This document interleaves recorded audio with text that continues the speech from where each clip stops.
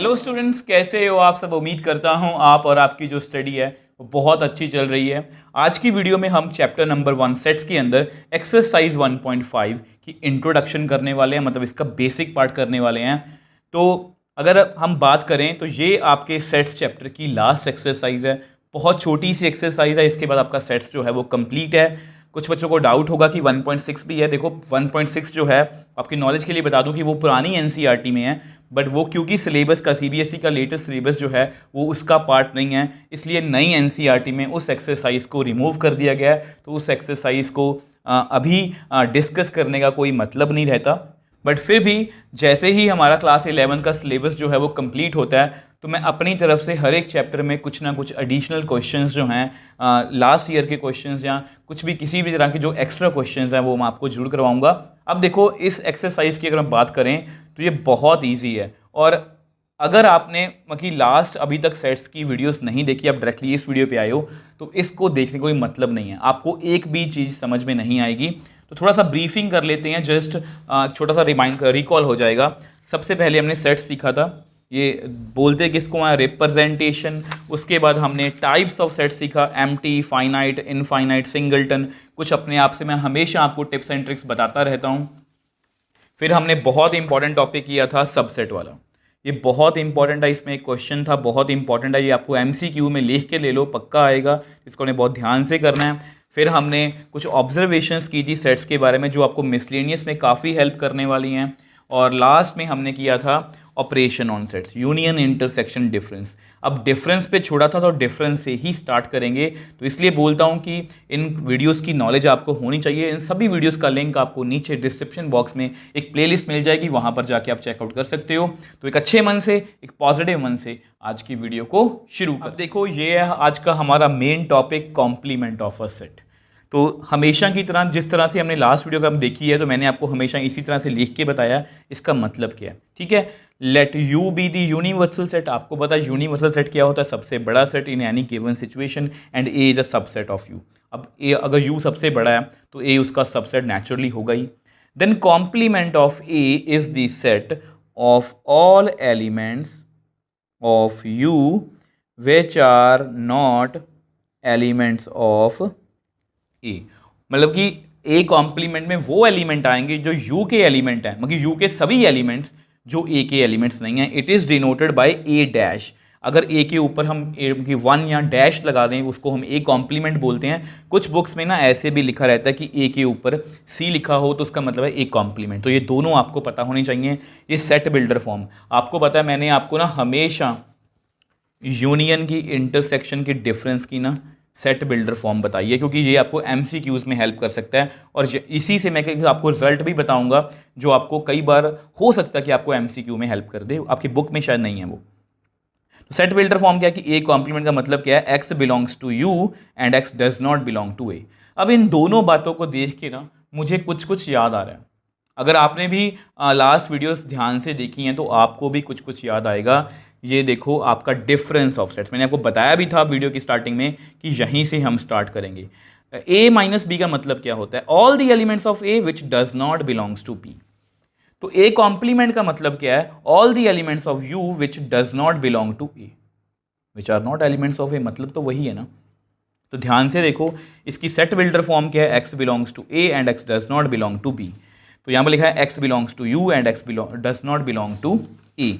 तो यानी कि ये जो हमारा कॉम्प्लीमेंट है ना, इसको मैं ऐसे लिख सकता हूँ, u माइनस ए, मतलब u के वो सारे एलिमेंट्स जो a का पार्ट नहीं है। ये हम डिफरेंस में अच्छे से सीख चुके हैं।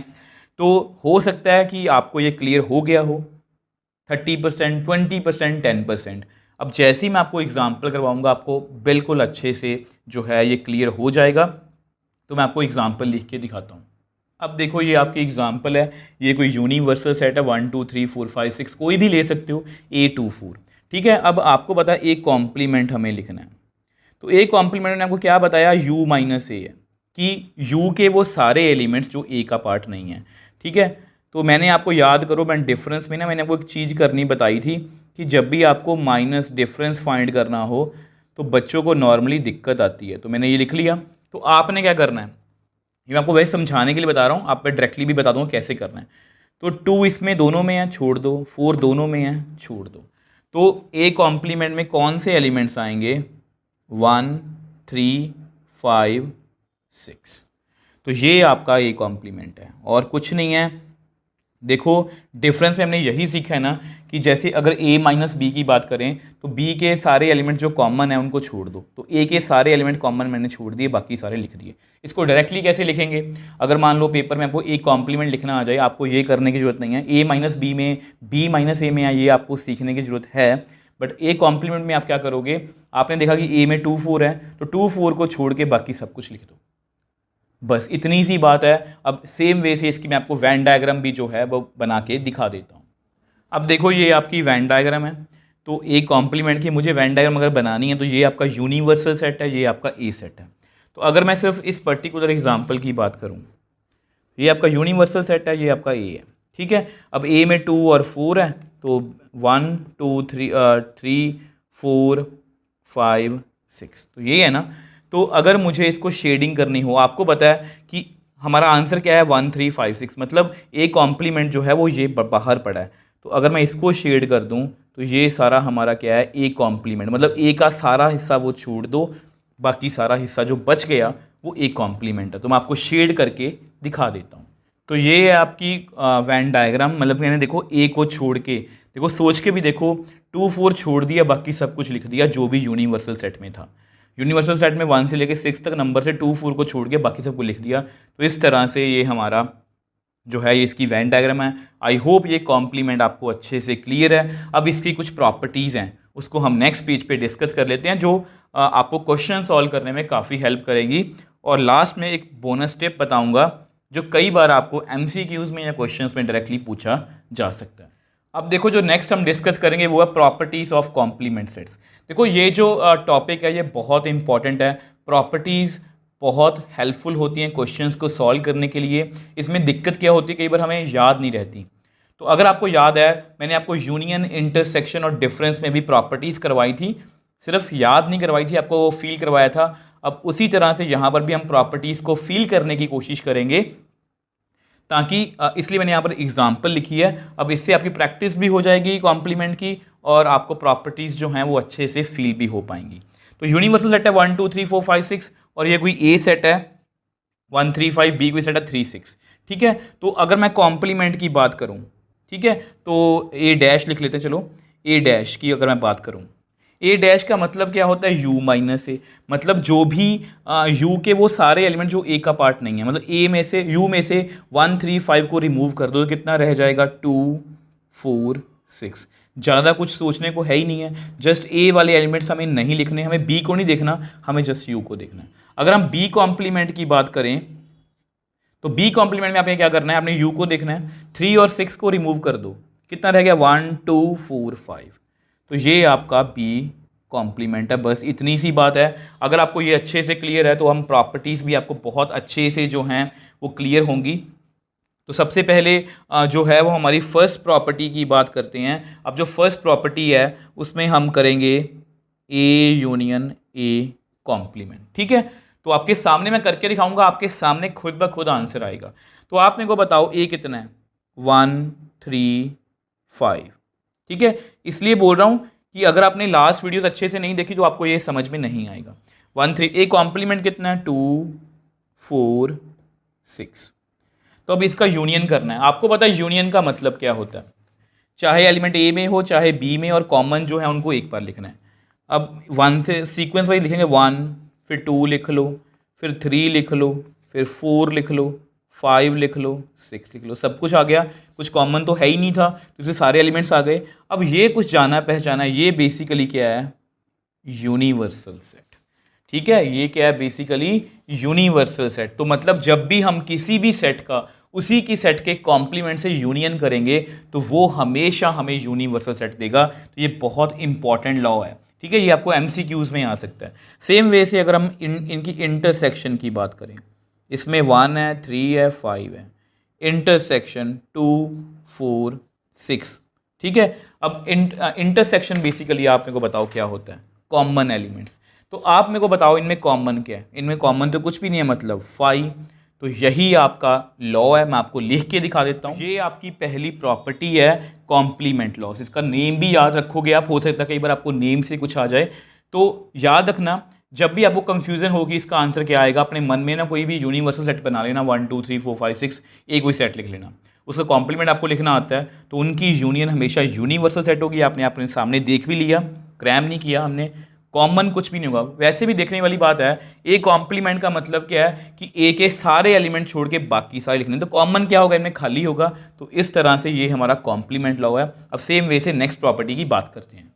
अब देखो नेक्स्ट प्रॉपर्टी के लिए ना मैं ए यूनियन बी लिख रहा हूँ, ठीक है। अब आप मुझको ए यूनियन बी लिख के दिखाओ। तो ए यूनियन बी क्या है, चाहे एलिमेंट ए में हो, जैसे 1 है 3 दोनों में है तो एक ही बार लिखूंगा, ठीक है।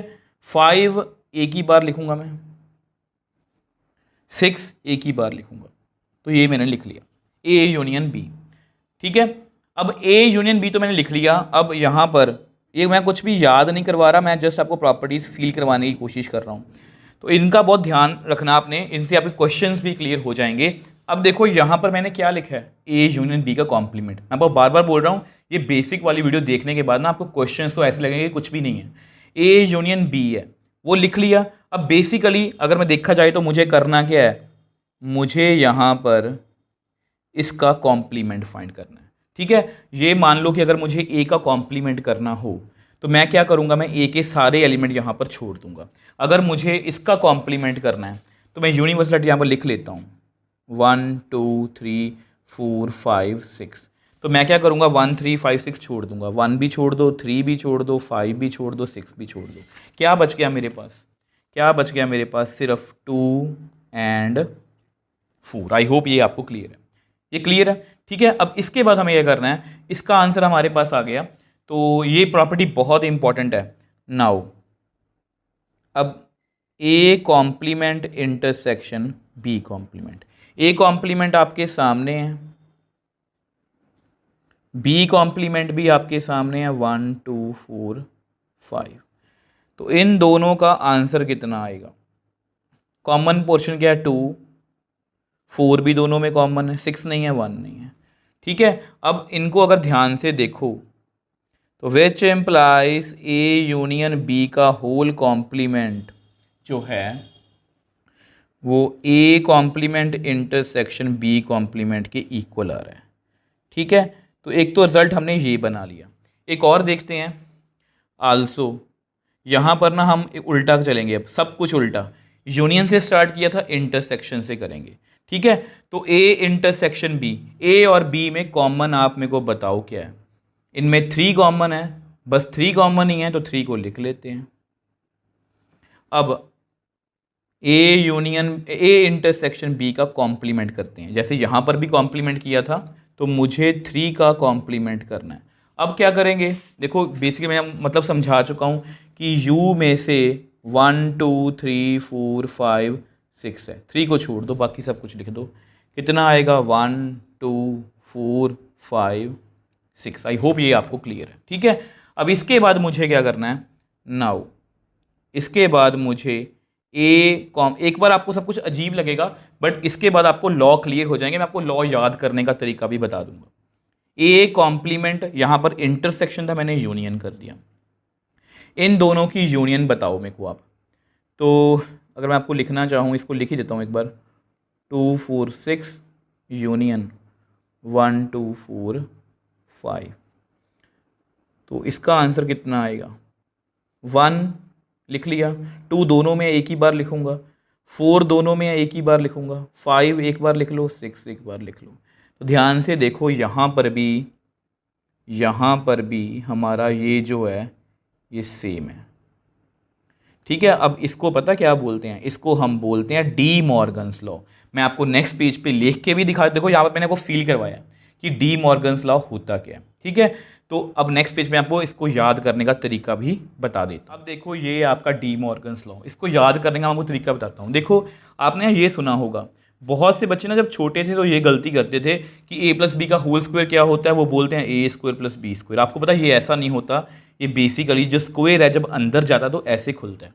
अब इसको भी इससे कंपेयर कर लो, अगर मुझे इसका कॉम्प्लीमेंट करना है, अभी तक हमने कॉम्प्लीमेंट के बारे में सीखा क्या है, हमने कॉम्प्लीमेंट के बारे में ये सीखा है कि बेसिकली ये उल्टा है। अगर A246 है तो हमें जस्ट उससे उल्टा लिखना है यूनिवर्सल सेट के अकॉर्डिंग, ठीक है। तो हमें जस्ट ये कॉम्प्लीमेंट अंदर जाएगा तो ए का कॉम्प्लीमेंट ए कॉम्प्लीमेंट, यूनियन देखो सबका ये उल्टा कर देता है, ए का उल्टा ए कॉम्प्लीमेंट, बी का उल्टा बी कॉम्प्लीमेंट, यूनियन का उल्टा इंटरसेक्शन। तो पहला लॉ याद हो गया। तो अगर ये ऐसे आ गया पेपर में तो ए का उल्टा ए कॉम्प्लीमेंट, बी का उल्टा बी कॉम्प्लीमेंट, इंटरसेक्शन का उल्टा यूनियन। तो यही लिखा मैंने। तो इस तरह से आप इसको याद भी रख सकते हो, ये डायरेक्टली क्वेश्चंस में भी यूज हो जाएगा। अब नेक्स्ट प्रॉपर्टी की बात करते हैं। अब देखो हमारी नेक्स्ट प्रॉपर्टी की बात करते हैं, बहुत इंपॉर्टेंट है ये भी, इसको क्वेश्चन भी आपको आ सकता है। ए कॉम्प्लीमेंट का कॉम्प्लीमेंट। अब आपके सामने ए कॉम्प्लीमेंट तो आपके सामने ही है 2 4 6। अब इसका भी मुझे कॉम्प्लीमेंट करना है, ठीक है। अब ये भूल जाया करो कि कोई सेट है, आपने बस इसका ध्यान रखना है कि अगर मुझे इसका कॉम्प्लीमेंट करना है तो मुझे इसके एलिमेंट्स रिमूव करने हैं। मतलब अगर मैं u को लिखूं 1 2 3 4 5 6 तो 2 4 6 को रिमूव कर दो, कितना रह गया मेरे पास? 1 रह गया, 3 रह गया, 5 रह गया। मतलब इसके बिना हमारा काम नहीं चलेगा ना, मतलब यूनिवर्सल सेट के बिना हमारा काम नहीं बन सकता। तो 1 3 5 देखा जाए तो क्या है? ए। तो यही हमारा जो है वो लॉ ऑफ डबल कॉम्प्लीमेंटेशन है। मैं आपको लिख के दिखा देता हूँ।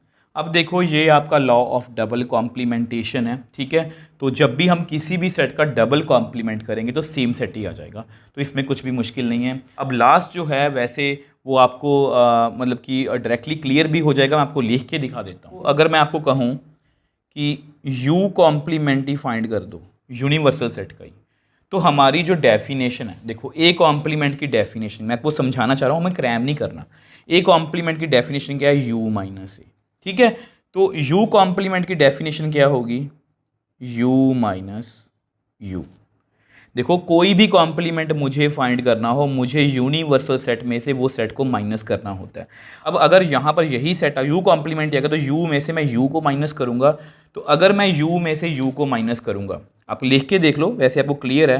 1 2 3 4 5 6, 1 2 3 4 5 6। ये वैसे इसकी ज़रूरत नहीं थी, पर जस्ट मैं आपको एक फील देने के लिए कर रहा हूँ। तो हम क्या करते हैं, देखो मान लो ये यूनिवर्सल सेट है, ये ए है 1 3 5। मैंने आपको सब्ट्रैक्शन में क्या सिखाया था? 1 छोड़ दो, 3 छोड़ दो, 5 छोड़ दो इसका।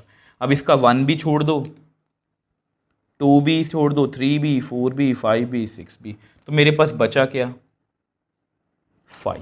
तो यानी कि U का कॉम्प्लीमेंट कितना होगा?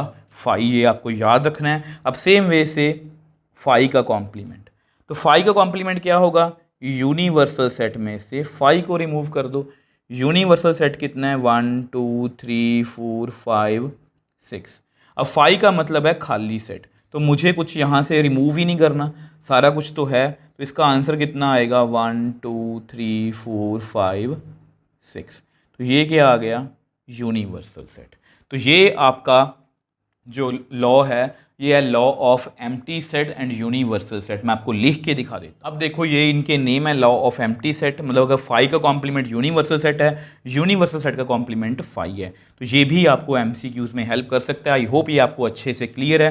देखो वैसे देखा जाए तो वीडियो यहीं पर ख़त्म है, बट जैसा कि आपको बताया चल कॉम्पिटेंसी बेस्ड क्वेश्चंस ज़्यादा आ रहे हैं, MCQs ज़्यादा आ रहे हैं, तो आपको कुछ और बातें भी मुझे एडिशनल बतानी है जो आपको MCQs में मिसलेनियस एक्सरसाइज में काफ़ी हेल्प कर सकती हैं। उसको हम नेक्स्ट पेज पे डिस्कस देखो ये कुछ मेरी तरफ से इंपॉर्टेंट इन्फॉर्मेशन है आपके लिए, ठीक है, जो आपको MCQs में काफ़ी हेल्प कर सकती है। यूनिवर्सल सेट है, ये ए है 1 3 5 और ये आपका ए कॉम्प्लीमेंट। अब आप मेरे को बताओ नाउ, अब आपको पता है कि जो 1 है क्या वो ए को बिलोंग कर रहा है? यस। ये कौन से बच्चों वाले सवाल पूछ रहे हो? विच एम्प्लाइज, क्या 1 जो है वो ए कॉम्प्लीमेंट को बिलोंग कर रहा है? नहीं, आपके सामने ही है। सेम वे से 2 जो है वो ए कॉम्प्लीमेंट को बिलोंग कर रहा है। विच एम्प्लाइज, क्या 2 ए को बिलोंग कर रहा है? नहीं। मतलब मेरा कहने का क्या मतलब है कि देखो ए का मतलब, ए कॉम्प्लीमेंट का मतलब भी क्या है? उल्टा। तो ए से जस्ट उल्टा ए कॉम्प्लीमेंट है, ए कॉम्प्लीमेंट से जस्ट उल्टा ए है। तो इन दोनों के एलिमेंट्स जो हैं वो एक दूसरे में कभी भी नहीं हो सकते। बहुत छोटी सी बात है, वैसे आपको पता होती हैं ऐसी बातें, बट कई बार जब बीच में से क्वेश्चन पूछा जाता है तो आपको वो क्लियर नहीं होता। मैं आपको लिख के दिखा देता हूँ वो कैसे हेल्प करेगा। अब देखो ये मैंने आपके लिखा है कि ए का हर एक एलिमेंट कभी भी एक कॉम्प्लीमेंट को बिलोंग नहीं करेगा। मतलब अगर कोई भी सेट का एलिमेंट है वो उसके कॉम्प्लीमेंट को बिलोंग नहीं करेगा, और किसी भी कॉम्प्लीमेंट का एलिमेंट किसी सेट को ए को बिलोंग नहीं, मतलब ए कॉम्प्लीमेंट का एलिमेंट ए को नहीं बिलोंग करेगा, बी कॉम्प्लीमेंट का बी को बिलोंग नहीं करेगा। तो ये बात का आप ध्यान रखोगे। अब यहाँ पर जो मैं आपको रिजल्ट बताने वाला हूँ वो आपकी एनसीईआरटी में तो है ही नहीं है, बट वो आपको पेपर में पूछा जा सकता है। तो वो क्या है देखो, नाउ आप मेरे को ना ए माइनस बी का मतलब बताओ। आप कहोगे सर ये हमें आता है डिफरेंस है, इसका मतलब है all elements of A which does not belong to B, ऐसा ही है ना। तो ये इसकी याद करो सेट बिल्डर फॉर्म, ठीक है। इसका मतलब क्या है, ये इसकी डेफिनेशन है कि x belongs to A and x does not belong to B, ठीक है, ये लिख दिया। अब a माइनस बी, क्या मैं इसको ऐसे लिख सकता हूँ x बिलोंग्स टू ए, अब ध्यान से मेरी बात सुनना, x belongs to B complement, क्या मैं लिख सकता हूँ? देखो अगर 1 ए कॉम्प्लीमेंट में नहीं है तो 1 ए में है, 1 अगर यहाँ ऐसे पढ़ लो, 2 अगर ए में नहीं है तो उसके कॉम्प्लीमेंट में जरूर होगा, x अगर बी में नहीं है तो x बी कॉम्प्लीमेंट में जरूर होगा, 2 अगर देखो 4 बी ए कॉम्प्लीमेंट सॉरी 4 जो है ए में नहीं है वो उसके कॉम्प्लीमेंट में है, 6 जो है वो ए में नहीं है बट उसके कॉम्प्लीमेंट में है, ठीक है। अब ये ना डेफिनेशन कुछ जानी पहचानी है, x belongs to A and x belongs to B, x belongs to A and x belongs to B complement. तो ये बेसिकली क्या है, मैं आपको लिख के दिखा देता हूँ। ये मैंने क्या लिखा है, definition of A intersection B complement. देखो ये किसकी डेफिनेशन है, ए एंड बी, तो इंटरसेक्शन ए इंटरसेक्शन बी की डेफिनेशन है, ए एंड बी कॉम्प्लीमेंट, तो ये ए इंटरसेक्शन बी कॉम्प्लीमेंट की डेफिनेशन है। तो ये बहुत इंपॉर्टेंट रिजल्ट है कि ए माइनस बी को ना मैं ये लिख सकता हूँ। आपको ये फालतू की बात लग रही होगी, जिनको लगता है वो यहाँ पर वीडियो छोड़ सकते हो, बट बेसिकली ये आपको एमसीक्यूज में आ सकता है। ये क्वेश्चन भी आपको आ सकता है कि अगर एक्स जो है वो ए का पार्ट ए में नहीं है तो x बिलोंग्स टू किस में बिलोंग करेगा, तो वहाँ पर ऑप्शंस आ सकती हैं, तो आप लिखोगे कि ए कॉम्प्लीमेंट में पक्का होगा। तो सेम वे से a माइनस बी का वो ये भी पूछ सकते हैं कि a माइनस बी का मतलब क्या होता है, तो a इंटरसेक्शन b कॉम्प्लीमेंट भी वही होगा। अगर आपको क्लियर नहीं है मैं आपको एग्जाम्पल के थ्रू यहाँ पर क्लियर कर देता हूँ। अब देखो ये मैंने एग्जाम्पल लिखी है, ए यूनिवर्सल सेट है 1 2 3 4 5, ए की सेट है 1 2, बी की सेट है 2 3 4। तो ए माइनस बी कितना होगा, ए में से बी को माइनस करना है, तो मैंने कॉमन को एलिमेंट को रिमूव कर दिया तो सिर्फ ए रह गया, सॉरी 1 रह गया। बी कॉम्प्लीमेंट कितना होगा, 2 3 4 का उल्टा, 2 3 4 को छोड़ दो यूनिवर्सल सेट में, 1 और 5 लिख लो। ए इंटरसेक्शन बी कॉम्प्लीमेंट, ए कितना है 1 2, बी कॉम्प्लीमेंट कितना है 1 5, इनमें कॉमन क्या है 1, तो ये इक्वल आ रहे हैं, मतलब ये आपको पता होना चाहिए। देखो मैंने अपने पूरे एफर्ट्स लगाए हैं, सिर्फ आपको एनसीईआरटी नहीं, मैंने कॉम्प्लीमेंट में जितना भी आपको मैं अपने एक्सपीरियंस से बता सकता था, एक्स्ट्रा बातें भी जो आपको बोर्ड पॉइंट ऑफ व्यू से इंपॉर्टेंट है, या आप कोई भी हायर लेवल पढ़ते हो तब भी आपको ये सभी बातें बहुत हेल्प करने वाली हैं। आई होप ये आपको अच्छे से क्लियर है। अगर आपको फिर भी कोई डाउट है मुझे नीचे कॉमेंट बॉक्स में लिख सकते हो, मैं हमेशा आपका रिप्लाई करने की कोशिश करता हूँ। अगर आपको वीडियो थोड़ी सी भी हेल्पफुल लगी है तो वीडियो को लाइक कीजिए, शेयर कीजिए और इस चैनल को सपोर्ट कीजिए।